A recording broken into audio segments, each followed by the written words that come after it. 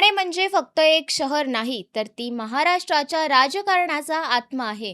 इथे निवडणूक म्हणजे केवळ नगरसेवक निवडण्याची प्रक्रिया नसते, तर ती सत्ता, वारसा, स्वाभिमान आणि विश्वासाची कसोटी असते. शिवसेनेचं ठाणं आणि ठाण्याची शिवसेना हे वाक्य वर्षानुवर्ष राजकीय चर्चेत इतकं खोलवर रुजलं आहे, की ते फक्त घोषवाक्य न राहता एक राजकीय सत्ता मानलं गेलं. पण 2022 नंतर हे सत्य हादरलं, तुटलं आणि आता त्याच ठाण्यात शिवसेनाची स्वतःची ओळख शोधत आहे. त्यामुळे येणारी ठाणे महानगरपालिका निवडणूक ही इतिहास, भावनांची लढाई आणि भविष्यातील राजकारणाची दिशा ठरवणार आहे. काय आहे प्रकरण जाणून घेऊयात. नमस्कार, मी तन्वी सुनील आणि आपण पाहत आहात थेट वास्तव. शिवसेनेची स्थापना झाल्यानंतर ज्या ठिकाणी पहिल्यांदा सत्तेचा अनुभव मिळाला तो ठाणे होता. बाळासाहेब ठाकरे यांचं विचारधन, मराठी माणसाचा अभिमान आणि संघटनेची ताकद याच ठाण्यातून बहरत गेली. नगरपालिकेपासून महानगरपालिकेपर्यंतचा प्रवास करताना ठाणे सतत शिवसेनेचा किल्ला राहिला. इतर पक्षांनी प्रयत्न केले, आघाड्या केल्या, पण ठाण्यावर भगवा फडकतच राहिला. ठाणे म्हणजे शिवसेनेची प्रयोगशाळा, शक्ती केंद्र आणि नेतृत्व घडवणारी भूमी ठरली. याच ठाण्यातून एकनाथ शिंदे यांच्यासारखा नेता उभा राहिला. साध्या शिवसैनिकापासून ते महानगरपालिकेत प्रभावी नेता, मंत्री आणि अखेर मुख्यमंत्री होईपर्यंतचा त्यांचा प्रवास ठाणेकरांनी जवळून पाहिलेला आहे. त्यामुळे जून 2022 मध्ये जेव्हा शिंदे यांनी बंड केलं, तेव्हा त्याचा सर्वात मोठा धक्का ठाण्यालाच बसला. कारण हा संघर्ष बाहेरचा नव्हता, तर घरातलाच होता. शिवसेना 2 तुकड्यात विभागली गेली आणि ठाण्यातील प्रत्येक शिवसैनिक, प्रत्येक मतदार संभ्रमात पडला. या फाटाफुटीनंतर ठाण्यातलं राजकीय समीकरण पूर्णपणे बदललं. आधी लढत शिवसेना विरुद्ध इतर पक्ष अशी असायची, आता लढत शिवसेना विरुद्ध शिवसेना अशी झाली आहे. एकीकडे एकनाथ शिंदे यांच्या नेतृत्वाखालील शिवसेना गट, ज्यांच्या पाठीशी भाजपासारखा बलाढ्य राजकीय पक्ष उभा आहे, तर दुसरीकडे उद्धव ठाकरे यांच्या नेतृत्वातील ठाकरे गट, ज्यांनी खरी शिवसेना कोणाची हा भावनिक मुद्दा केंद्रस्थानी ठेवला आहे. ठाणे महानगरपालिकेची निवडणूक म्हणजे याच प्रश्नाचं प्रत्यक्ष उत्तर ठरणार आहे. शिंदे गटासाठी ठाणे ही प्रतिष्ठेची लढाई आहे, कारण ठाणे हे त्यांचं राजकीय जन्मस्थान आहे.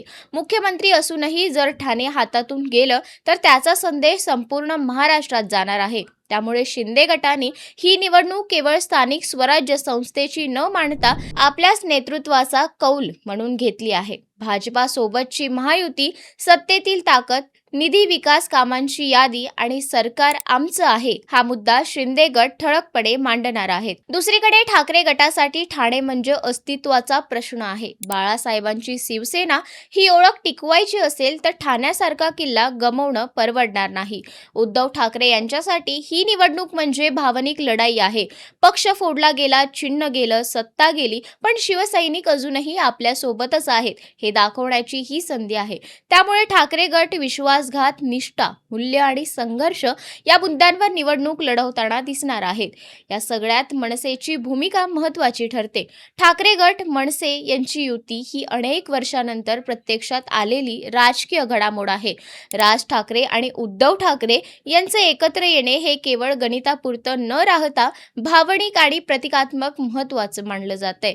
मराठी मतदारांचा मोठा वर्ग या युतीकडे आशेने पाहत आहे. जर हा मराठी वोट बँक एकत्र आला तर ठाण्यातील लढत अधिकच अटीतटीची होणार आहे. याशिवाय शरद पवार गटाचाही सहभाग ठाकरे गटाच्या आघाडीत आहे. यामुळे अनुभवी, संघटनात्मक ताकद, रणनीती आणि शहरी मतदारांवर प्रभाव टाकण्याची क्षमता या आघाडीला मिळते.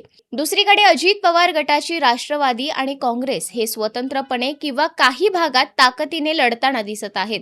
यामुळेच काही प्रभागांमध्ये त्रिकोणी किंवा चौरंगी लढती होण्याची शक्यता नाकारता येत नाही. या निवडणुकीतील मुद्देही तितकेच महत्त्वाचे आहेत. ठाण्यातील वाहतूक कोंडी, वाढती लोकसंख्या, पाणी पुरवठा, ड्रेनेज, अनधिकृत बांधकाम, पर्यावरणाचा ऱ्हास आणि नागरिक सुविधांचा प्रश्न वर्षानुवर्षे प्रलंबित आहेत. सत्तेत असताना कुणी काय केलं आणि सत्ता बाहेर असताना कुणी काय केलं याचं मूल्यमापन मतदार करणार आहेत. विकास विरुद्ध विश्वास अशी ही लढाई रंगताना दिसते. ठाणेकर मतदारही यावेळी अधिक सजग आहेत. ही निवडणूक फक्त पक्षांची नाही तर नेत्यांची, भूमिकांची, निर्णयांची आणि त्यातील राजकीय नैतिकाची आहे. अशी भावना मोठ्या प्रमाणावर आहे. काही मतदार विकास कामांकडे पाहतात तर काही अजूनही शिवसेनेच्या मूळ विचारधारेकडे पाहून मतदान करायचं ठरवत आहेत.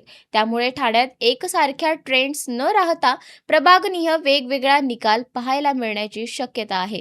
एकंदरीत पाहिलं तर ठाणे महानगरपालिकेची निवडणूक ही महाराष्ट्राच्या राजकारणाचा आरसा ठरणार आहे. शिंदे गटाची सत्ता आणि संघटनात्मक ताकद जास्त आहे तर ठाकरे गटाकडे भावनिक पाठबळ आणि निष्ठावान कार्यकर्ते आहेत.